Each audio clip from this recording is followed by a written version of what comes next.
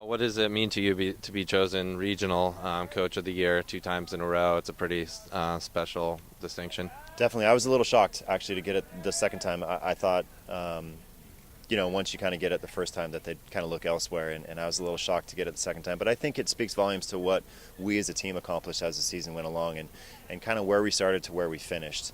Not too many teams can step on the field, know it's their last game, and be able to win their last game and walk away a champion and a winner. And I think it's a testament to the boys, and I'm kind of maybe reaping the benefits of what they were able to accomplish as a team. Can you talk about the experience of last season, coming on the heels of the previous season's success, and what it was like to kind of live up to the pressure that way? Yeah, it was a lot of pressure from the beginning, and I think the boys felt it right off the bat. Yeah, I think you could tell from our record. We went down at this time last year. Went down the South Torrance tournament with a record of 2-3-3. So we kind of struggled to find our own identity at the beginning of the year. But the boys, a testament to the boys, because they really stuck it out, and we had some great senior leadership, some excellent captains who just hung with the team, hung with us, hung with our system. And then we did really well. The South tournament into the Buena tournament. Into league, and then we just kept getting better and better as the season progressed, and that's kind of what you ask from a team, is to progress and get better as the season goes, and they definitely personified that. Looking back, what will you remember kind of be your best memory from the year?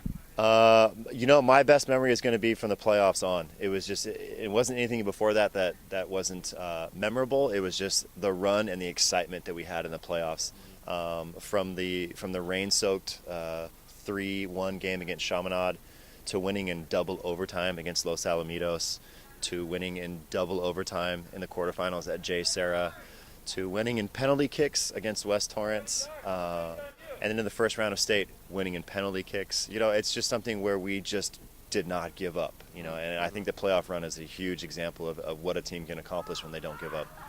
It seems like it's kind of bringing a smile to your face. It was just a good experience. It was just a great experience. We have some of those YouTube highlights on our website, and it's so fun to watch when you think your season is on the verge of being over. So many times. If you look back to playoffs, our season was on the verge of being over at least 4 or 5 times, and we somehow found a way to win, whether it was in double overtime or penalty kicks. How did you get into coaching in the first place? I got into coaching through an injury. I got hurt playing soccer, and I decided that my future in soccer was probably going to be coaching, if anything at all. So I kind of went the coaching route, and I went here to UC Santa Barbara, and got my minor in coaching and athletic coaching, and somehow got an internship at Santa Barbara High School with Rudy Ibarra, and that parlayed into getting a teaching job and getting the head coaching job once Rudy stepped down. So a lot of fortunate events from that injury on, to being fortunate enough to be here in Santa Barbara and coach at Santa Barbara High School in the rich tradition that we have there. I love tradition. I'm all about tradition, and being able to coach at Santa Barbara High is a huge task, but I relish it. It's carrying on a tradition that was created in the 70s, 72 to be exact, and we have a great person by the name of Alfonso Guzman, who still works at the high school, and he started the tradition that we have with a bunch of great players, and we look every year to carry on that tradition and what we call nosotros. Just being us, being a family, being together, and it's about the team. It's about the greater good of the team over the individual. Anybody you'd like to thank or recognize for last year's season and kind of getting you this award and that sort of stuff? Yeah, the first person I'd have to thank is Rudy. I don't think I would be where I am today without Rudy. I learned, and I still learn from him.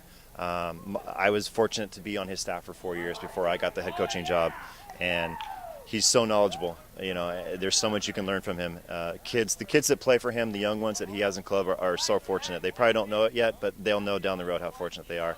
So he'd definitely be the first person.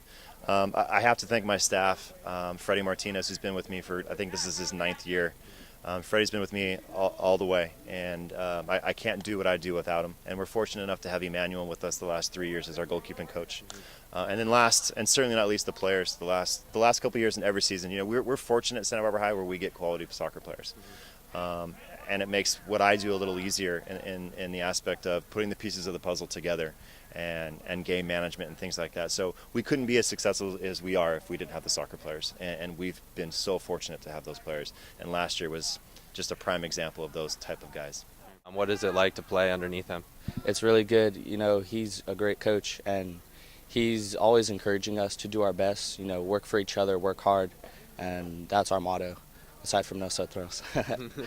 But yes, he's always encouraging and positive with us, and when we have a tough game or we get a loss or a tie, he's always there to help us out and recover and bounce back for a win. Yeah, being a former player and now coaching under Todd, kind of what has that experience been like? You've obviously known him for a really long time now. Well, it's kind of the same thing as a player and a coach. He always expects the best out of each player and coach. Just try to work with a team, make them push themselves. And that's what he tries to do every day out here at practice. Like, what do you consider kind of your strengths as coaching? What makes you a good coach, and kind of what are the things that you always try to work on? I think one of the best things I do is game management. I think I've learned to understand the game itself and what's happening in the game and the chess match that goes on in the game with the other coach. I think as a staff, we've done a great job adjusting players and adjusting what we need to do to adjust to be successful, and I think last year was a great example of that. I think the other thing that we do well, it's three things actually. It's to be the game management. The next thing would be structure and organization. We're a very structured team. We don't give up a lot of goals. We try to stay disciplined within the game itself. And I think you can see that within the game if you watch the game, how structured and organized we are and how disciplined we are. And the last thing is chemistry. I think we pride ourselves on how well we get along as a high school athletic team. I don't think a lot of teams get along as well as we do, and a lot of that is the chemistry that we try to build in the fall before our season even starts. So chemistry is a huge reason for our success, and I think it's something that we as a staff have done really well.